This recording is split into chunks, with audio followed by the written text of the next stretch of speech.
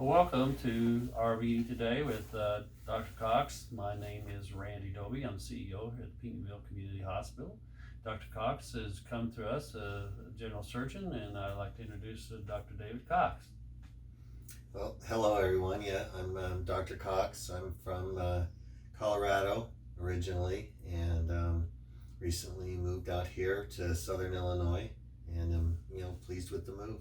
We're glad to have you, and you already hit the ground running and got several surgeries already referred to it, and looks like you're getting very busy, so that's great. Yeah, we're off to a good start. Yeah. Well, tell me about the recruiting process. I know we started talking with our recruiters, many months ago, right? Yeah. It takes a little while to get that process done, right? It did. It took a few months, probably the better part of the summer, for licensing and credentialing and a couple of interviews and that sort of thing. But yeah, it all came together.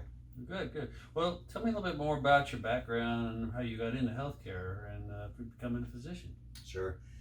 I guess basically what it really came down to is that I was in a sort of a previous career, so to speak, not really a serious career, but I got to thinking about, the longer term plan, and a friend and I were going to do a 500-mile backpacking trip. Wow. Yeah.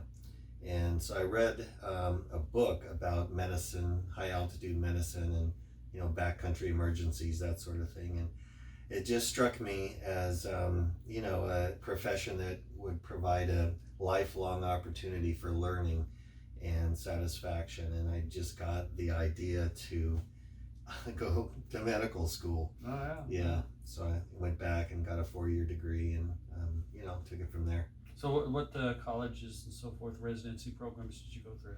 I've got the trifecta from the University of Colorado. So I got a bachelor's degree there, and then I got my MD at the University of Colorado. Ended up getting an MBA later on from the University of Colorado as well. But for surgery residency, I did that at the University of North Dakota.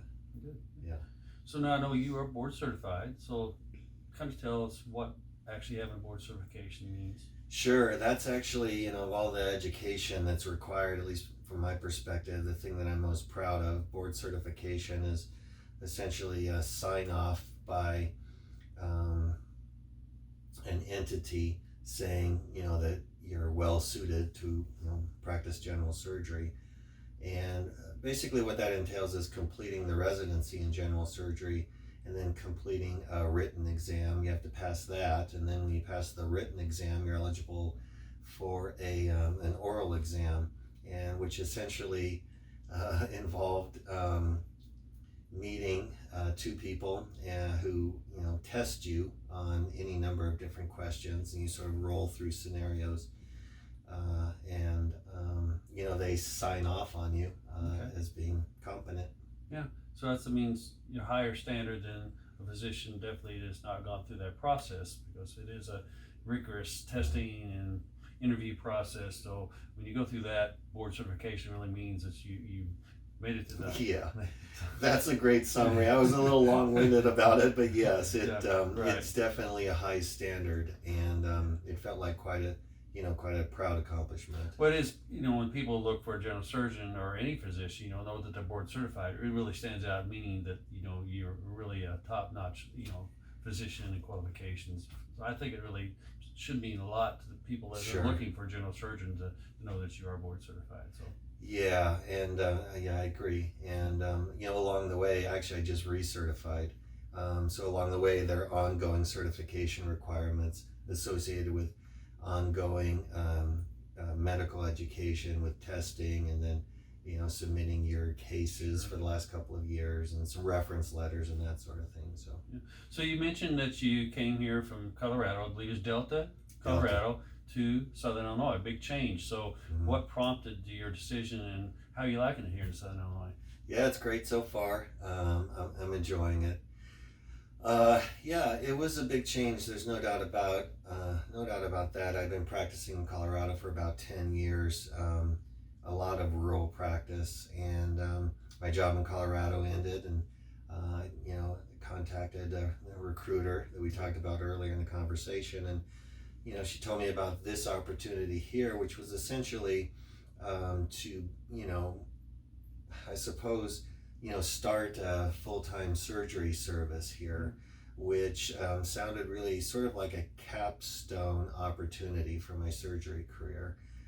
Something that, would offer the potential to grow, a program that I could be proud of, and that, the hospital and the Right. community, and that we can all be proud of. So So that's really the great. big- And I know when you said that your contract, the contract came to an end, so you're looking for another opportunity, and we're grateful to have you here. And I know that on the surgeries you've done so far, we have a lot of great comments from the people that's had surgery. The surgery crew has said you do an excellent job, and the other medical staff are really supporting you. So I recommend Dr. David Cox for your general surgery needs, as he'll take care of you. Let's talk about your professionalism and how you look at yourself as far as how you work with individuals before, during surgery, and after surgery.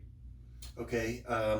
Well, the general way things work is I'll meet a patient in clinic and discuss things with them. And, if we decide that surgery is the right answer, then we'll talk about, what surgery is like and what to expect and what the recovery is, and, certain potential risks and what we do to mitigate those risks.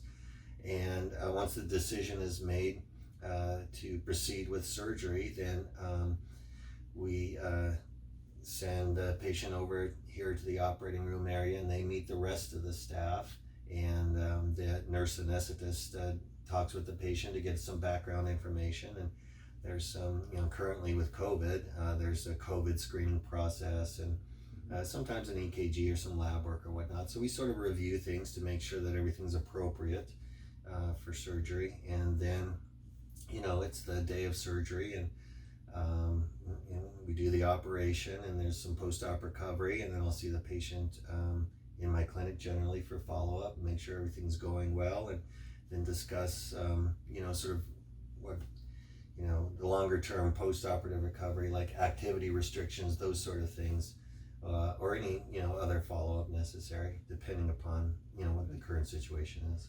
Perception of a physician by the public is really very important. That there's someone they can trust, someone that has a good demeanor, someone that's you can easily talk to, get answers to the questions. And that I see that when we recruited, that you're very low keyed and easygoing, and kind of describe your personality and how you relate with the patients.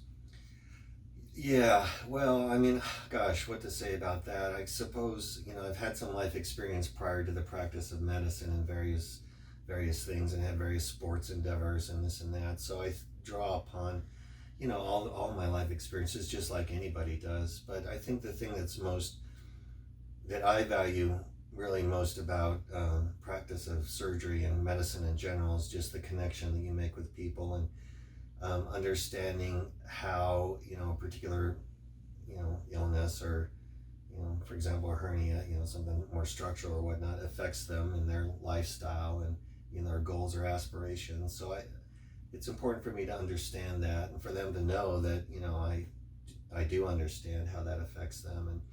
And because surgery offers the amazing benefit of, having this definitive cure, so to speak, many times. There's a problem that can be fixed with an operation, and so that generally, almost all the time results in the patient, recovering nicely and the problem being solved. And I get a lot of thank yous for helping me with the problem, and I mean a lot over the years. Like, I don't know, thousands of people have told me thank you for helping them. So I just feel really privileged to be a doctor and a surgeon, and this country offers a lot of opportunity for people who put forth the effort. So Right. yeah. Well, let's talk about some of the procedures you do as a general surgeon, and I know there's a lot of them. We won't have time today to go into all of them. Let's talk about some of the major ones you do, like hernia repair, gallbladder. How are those performed? You always think a general surgeon always cutting you open, but that's not the case anymore, is it? Yeah. So I guess the most popular, I guess you could say, the most frequent procedures that I do are upper and lower endoscopies, like EGDs and colonoscopies. And for actual surgical procedures, most likely gallbladders and hernias, like you mentioned, and some skin cancers, and chemotherapy, infusion ports, wide variety of things. But basically, there's endoscopy, like the scopes for the colonoscopy and the EGD, and then there's either an open procedure or a laparoscopic procedure. Those are sort of the two major groups. And I use open procedure for some things and laparoscopic for others. But really, I think what I would really say about that is I sort of fall back on the old saying that the best operation for the patient is the operation that you do best.